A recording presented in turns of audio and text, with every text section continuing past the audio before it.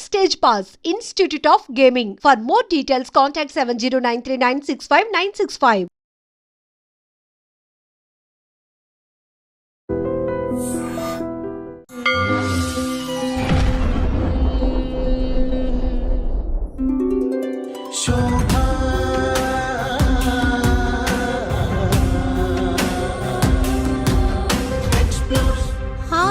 Explore only the truth, that too for you all.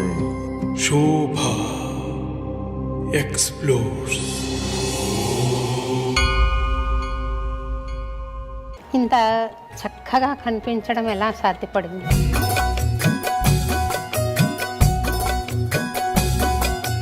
మన పనిలో మనం ఉంటే మిగతావన్నీ పెద్ద పట్టించుకోలేదండి. అందం అనేది అంటారండి, అది ఒక్కొక్క దృష్టి బట్టి ఉంటుంది. మీరే లేపనాలు పూసుకోరని నాకు తెలుసు. చక్కటి ముఖవర్చస్సుతో ఉండడం ఎలా సాధ్యపడింది? నేను మెయిన్గా అండి ఫాలో అయ్యేవన్నీ ఓజో శక్తి అంటామండి. మనకి ఓజస్, తేజస్, ప్రాణ అని 3 మహాధాతువులు ఉంటాయండి. వీటిని నడిపిస్తూ త్రిదోషాలు ఉంటాయి, వాత, పిత్త, కఫ. నెక్స్ట్ దాని సటిల్ లెవెల్ ఏంటంటే ప్రాణ, Tejas, Ojas. So real beauty నా పరంగా ఇంటర్నల్ హెల్త్ నుంచి వస్తుందండి. మీరు చేస్తున్న వైద్య విధానం ఎటువంటిది? మహాసిద్ధ వైద్య చికిత్సాలయం అనేది ఒక సెంటర్. 3 మెయిన్ పిల్లర్స్ అండి దానికి. అంటే పేషెంట్ ట్రీట్మెంట్ అనేది సెకండరీ అవ్వకూడదు అనేది మా సెంటర్ మెయిన్ మోటో. సరి అయిన ఆహారం తీసుకోవడానికి మీరేం సలహా ఇస్తారండి? మనం తినేది బ్రతకడం కోసం అండి. ఆహారమే అల్టిమేట్గా శరీరంగా మనసుగా మారుతుంది అని భగవద్గీత కూడా చెబుతుంది కదండి. ఎనీ కైండ్ ఆఫ్ నిగ్రహానికి చెప్పిందే పతంజలి సూత్రాలండి. యమ, నియమ, ఆసన, ప్రత్యాహార, ధారణ, ధ్యాన, సమాధి, ఇవన్నీ చెప్పినవి దానికోసమేనండి. మీ వైద్య విధానంలో సంగీతానికి ఏమైనా స్థానం ఉందా? ఉంటుందండి. ఎందుకంటే మనం కనుక definitely music has a healing power అండి. హాస్యం ఆరోగ్యానికి చాలా హెల్ప్ చేస్తుంది అంటారు. అవునండి, ఎందుకంటే బేసికల్గా laugh in the sense happiness కావాలండి. Human span of life 100 years అనుకున్నాం కదండి. మీ దృష్టిలో అది ఎక్కువ ఉందా, ఇంకా తక్కువ ఉండాలా? ఆయు అనేది, ఎందుకంటే డెత్ అనేది జస్ట్ ఒక ట్రాన్స్ఫర్మేషనే. గోవును హగ్ చేసుకోవడం మూలాన, గోవును తాకడం మూలాన ఒక ఆరోగ్యం ఇంప్రూవ్మెంట్ ఉంటుంది అని వైదికులు చెప్తున్నారు. నిజమైన ఆ మాట? ఆవు నుంచి వచ్చేవన్నిట్లో కూడా మెడిసినల్ క్వాలిటీస్ ఉంటాయి, హీల్ చేసే క్వాలిటీస్ ఉంటాయి అన్నిట్లోనూ. కాకపోతే ఇప్పుడు డెఫినెట్లీ మనం చెక్ చేసుకుని మనం దాన్ని ఫాలో అవ్వాలి. ఆముదము చాలా మంచిదని, అది బాగుంటుందని చెప్తారు. నిజమేనా అండి? అవునండి, క్యాస్టర్ ఆయిల్ మీద చాలా రోజుల నుంచి, ఎప్పటి నుంచో ఉంది. ఉదయం 2 లీటర్ల నీళ్లు లేదా 1.5 లీటర్ల నీళ్లు తాగడం మంచిదేనా? లేదు మేడం, నేను అందరికీ అది సజెస్ట్ చెప్పము. 4 వేగాల్లో మనకి వాటర్ గురించి, rate at which we take water. నమస్తే డాక్టర్ గారు. నమస్తే అండి. ఒక డాక్టర్ గారు ఇంత అందంగా ఉండడం నేను మొదటిసారి చూస్తున్నానండి. అందున 3 పిల్లల తల్లి అయ్యి, చిన్న పిల్లలు అనుకోండి, ఇంత చక్కగా కనిపించడం ఎలా సాధ్యపడింది? మొదటి ప్రశ్న ఇలా అడుగుతున్నందుకు ఏమనుకోకండి. అదేమీ లేదండి, మామూలుగా హెల్దీ లైఫ్ స్టైల్ ఉండటం అండి. ఇంకా న్యాచురల్ డెలివరీ, మన పనిలో మనం ఉంటే మిగతావన్నీ పెద్ద పట్టించుకోలేదండి. అందం అనేది అంటారండి, అది ఒక్కొక్క దృష్టి బట్టి ఉంటుంది. మేము మా పరంగా అది గుణం బట్టి ఉంటుందండి, అంతే. మేము దాని మీద స్పెసిఫిక్గా వర్క్ ఏం చేయమండి. మేము కరెక్ట్గా ఉండటం వరకు మేము చూసుకుంటాం, అంతే అండి. మీ పేరే ప్రసాద్ గారు నిర్లేప అని పెట్టారు కదా. మీరే లేపనాలు పూసుకోరని నాకు తెలుసు. అయితే ఏ రకమైన కాస్మెటిక్స్ సహాయం లేకుండా సహజ సిద్ధంగా చక్కటి ముఖవర్చస్సుతో ఉండడం ఎలా సాధ్యపడింది చెప్తే వేరే వాళ్ళు కూడా ఆచరించి ఆ రకంగా ప్రవర్తించడానికి ఉంటుంది అని. మే నేను మెయిన్గా అండి ఫాలో అయ్యేవన్నీ పెద్ద స్పెసిఫిక్గా దానికోసం వర్క్ చేసేదైతే ఏమీ ఉండదండి. కాకపోతే పాతకాలపు వాళ్ళకి కూడా ఇలాంటి ఎక్స్టర్నల్ లేపనాలు తక్కువే ఉండేవండి. వాళ్ళు మెయిన్గా చేసేది ఏంటంటే ఓజో శక్తి అంటామండి. మన ఓజో శక్తి, ఓజస్ శక్తి. మనకి ఓజస్, తేజస్, ప్రాణ అని 3 మహాధాతువులు ఉంటాయండి. సో ఓజస్ శక్తి, ప్రాణశక్తి. ఓజస్, తేజస్, ప్రాణ. మనం ఇప్పుడు కాలంలో అంతా కూడా న్యూట్రిషన్, కెమికల్స్ లేదా మాలిక్యులర్ స్ట్రక్చర్ మీద ఎక్కువ ఫోకస్ చేస్తున్నామండి. కానీ దీనిని మానిటర్ చేసేది లేదా దీనిని నడిపించేది ఇంకా ఎక్స్టర్నల్ ఇంకా ఉన్నాయండి. ఇంటర్నల్ ఫోర్సెస్ ఉన్నాయి, ఎక్స్టర్నల్ ఫోర్సెస్ ఉన్నాయి. వేటి మీదైతే ఈ మధ్య కాలంలో మనం దానికి తక్కువ ఇంపార్టెన్స్ ఇస్తున్నాం. ఏదైనా సరే మనం కొన్ని క్రైటీరియానే మనం లిమిట్ చేసేసుకున్నామండి. దాంతో దీన్ని నడిపించే వాటి గురించి తెలుసుకోవటం తగ్గిపోతుంది. కానీ పాతకాలంలో అంటే ఏన్షియంట్ టైమ్స్ కనుక మనం చూసినట్టయితే ఋషులు, మునులు ఆ టైం కానీ లేకపోతే ఆ టైంలో ఉండే చూసుకున్నట్టయితే వాళ్ళు ఎక్కువగా అన్నిటినీ చూసేవారండి. ఉట్టి బాడీయే మెయిన్, మైండ్ లేదు అనేది ఉండేది కాదు, లేదా ఎనర్జీ లేదని కాదు. సో వాళ్ళు ఒక హోల్ స్పెక్ట్రంలో తెలుసుకునేవారు. సో అలాగే మన మొత్తం బాడీ అంతా పంచభూత నిర్మితం అండి. వీటిని నడిపిస్తూ 3 దోషాలు ఉంటాయి: వాత, పిత్త, కఫ. నెక్స్ట్ దాని సటిల్ లెవెల్ ఏంటంటే ప్రాణ, తేజస్, ఓజస్.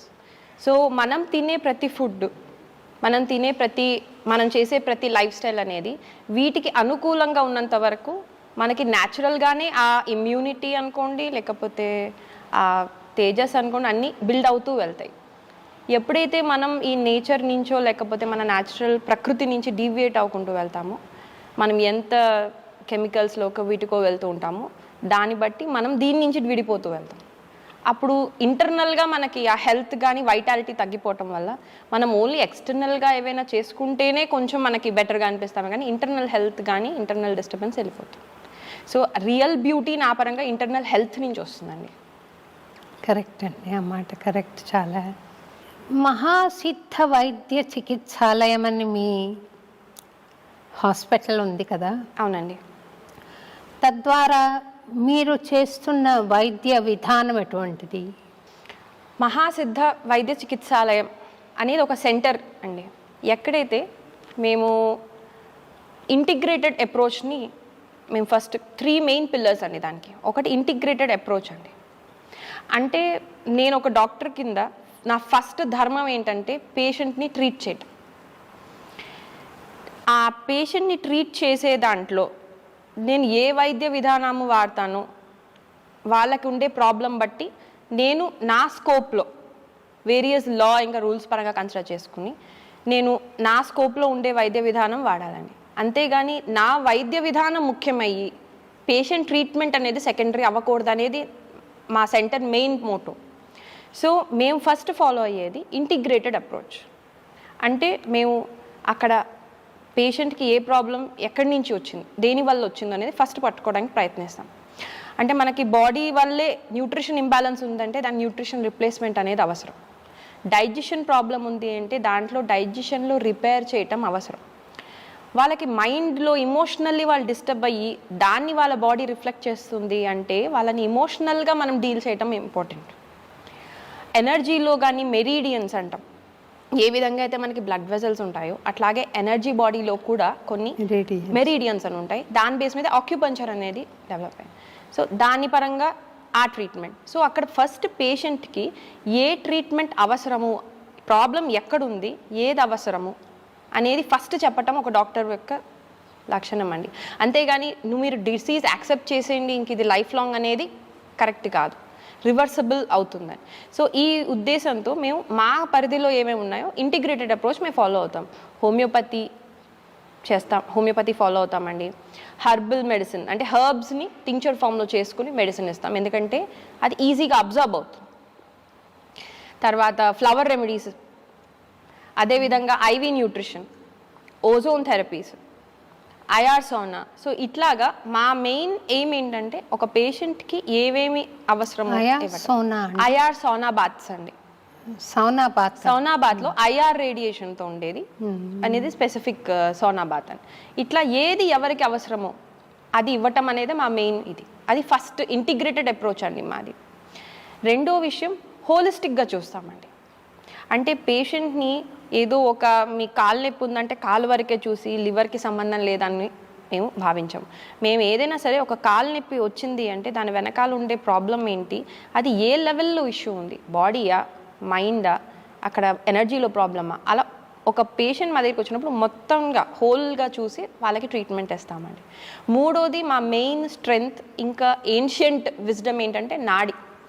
మేము నాడి ద్వారా డయాగ్నోసిస్ చేసుకుంటాం. ఓన్లీ నాడి మీదే డిపెండ్ అవుతామని నేను చెప్పను. ఎందుకంటే కొన్ని సందర్భాల్లో పూర్తిగా మనం నాడి ద్వారా తెలుసుకోలేకపోవచ్చు. కానీ నాడి ద్వారా డయాగ్నోసిస్ చేసుకుంటే మాకు చాలా విషయాలు ముందుగానే తెలిసిపోతుంది. ప్రయర్ స్టేజ్ ఆఫ్ డిసీజెస్ అనేవి చాలా వరకు తెలుసుకోవచ్చు. దాన్ని ల్యాబ్ రిపోర్ట్స్తో వాళ్ళ సిమ్టమ్స్తో మ్యాచ్ చేసుకుని మేము అప్రోచ్ అవుతామండి. సో మేము చేసేది ఈ మూడు కలిపింది. మేజర్గా మేము వర్క్ చేసేది రివర్సల్ ఆఫ్ క్రానిక్ డిసీజెస్ అండి. క్రానిక్ డిసీజెస్ అనేది లైక్ డయాబెటీస్ అనుకోండి, లేదా కొలెస్ట్రాల్, హైపర్ డిస్లిపిడమియాస్ అంటాము, లేదా ఆటో ఇమ్యూన్ కండిషన్స్, ఎలర్జీస్, ఇవన్నీ మీరు అబ్జర్వ్ చేసుకుంటే క్రానిక్గా తరచుగా బాధపడే కండిషన్స్. అది దాన్ని బాధగా చెప్పుకునే స్థితిలోనూ అది ఉండదు, అలా కానీ వాళ్ళని ఇబ్బంది పెడుతూనే ఉంటుంది. అలాంటివి మనం ప్రస్తుతం సొసైటీలో యాక్సెప్ట్ చేసేస్తున్నాం. ఓకే, నాకు I'm an allergic patient, so నాకు ఇవి పడవు, నేను తినను. ఈ మూడే స్టెప్స్ ఉంటున్నాయి. కానీ రివర్సల్ అనేది కూడా అవకాశం ఉంటుంది ఇఫ్ మనం ప్రాపర్ వేలో కనుక దాన్ని ట్రీట్ చేసుకుంటూ వెళ్ళగలిగితే.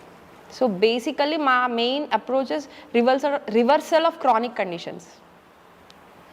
సంతోషం అండి. గత జన్మ కృతం పాపం వ్యాధి రూపేణ పీడిత అని అంటారు కదా. అవునండి. పూర్వజన్మలో చేసుకున్న పాపము అవునండి వ్యాధిగా సంక్రమిస్తుంది అని. అవును. మీరు ఈ మాట మీద విశ్వసిస్తారా? ఈ మాట. అవునండి, డెఫినెట్గా. మరి నేను పాపం చేసి ఉంటే నాకు ఆ వ్యాధి వచ్చింది, మీరు ట్రీట్ చేయడం మూలాన బాగా అయిపోయిందంటే నేను ఆ కర్మను అనుభవించను కదా.